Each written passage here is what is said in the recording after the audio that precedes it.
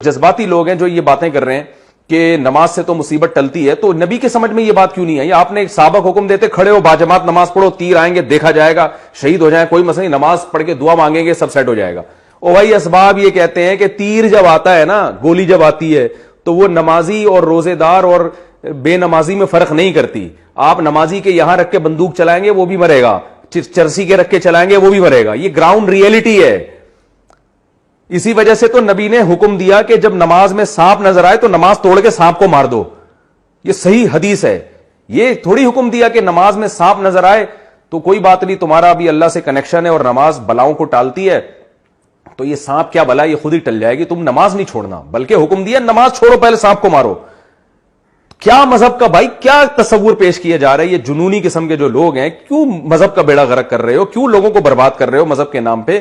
علم صحیح نہیں ہے تو چپ رہ جاؤ، یہ زیادہ بہتر ہے تمہارے لیے۔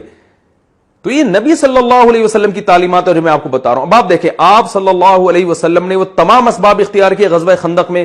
جب آپ نے اپنی ذمہ داری پوری کر لی، پھر اللہ کی طرف سے معجزے بھی صادر ہونا شروع ہوئے۔ جب صحابہ کرام کو بھوک لگی ہے، بھوک سے بے ہوش ہونے لگے، مرنے لگے، شہادتیں ہونے لگی، یہ حالت ہو گئے صحابہ کے، اب چونکہ ان کے پاس کوئی آپشن نہیں تھا، پھر کیا ہوا ہے کہ ہانڈیوں سے سالن نکلنا شروع ہوا، اور آپ صلی اللہ علیہ وسلم نے حکم دیا کہ بھئی ڈھکن نہیں ہٹانا دیگچے سے، اور صحابیہ کو حکم دیا کہ برتنوں میں سالن ڈالتی رہو اور ڈھکن نہیں ہٹانا۔ اتنا سا شوربہ تھا اور وہ سینکڑوں صحابہ کو کافی ہو گیا۔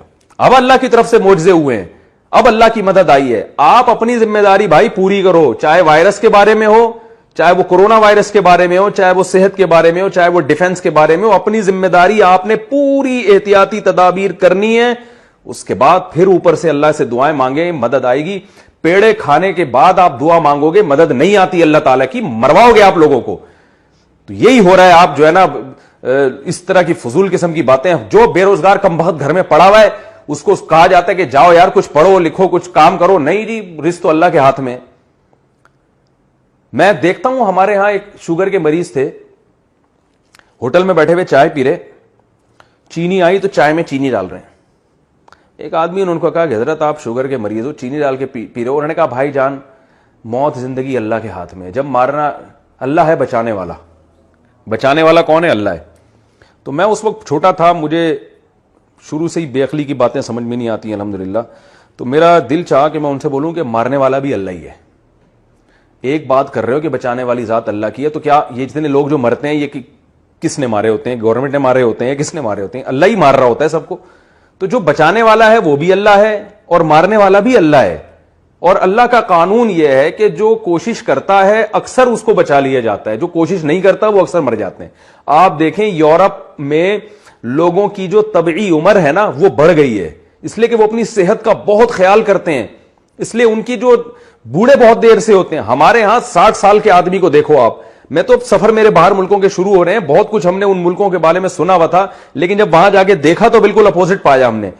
ان لوگوں کی صحتیں بہت، وہ تو وائرس آ گئے، وہ تو اللہ کا عذاب بن کے جس نے پوری دنیا میں تباہی مچا دی ہے، لیکن جرنلی ان لوگوں کی صحتیں بہت اچھی ہیں، عمریں ان کی لمبی ہیں۔ وجہ اس کی یہ کہ وہ خیال 60 سال میں تو وہ بعض ان میں یہ کہتے ہیں کہ اب تم نے جینا شروع کیا ہے۔ ہمارے ہاں 60 سال کے آدمی کا حال دیکھو آپ، توندیں نکلی ہوئی ہیں، اور اس کی شوگر کا مریض ہوگا، بلڈ پریشر کا مریض ہوگا، اور گردے اس کے فیل ہو چکے ہوں گے۔ ہمارے ایک دوست ہیں کینسر کے بہت بڑے اسپیشلسٹ ہیں، یو کے میں ہوتے ہیں، میں ان کا کئی دفعہ تعارف کروا چکا ہوں، اور ہیں پاکستانی، بڑے نیک آدمی ہیں۔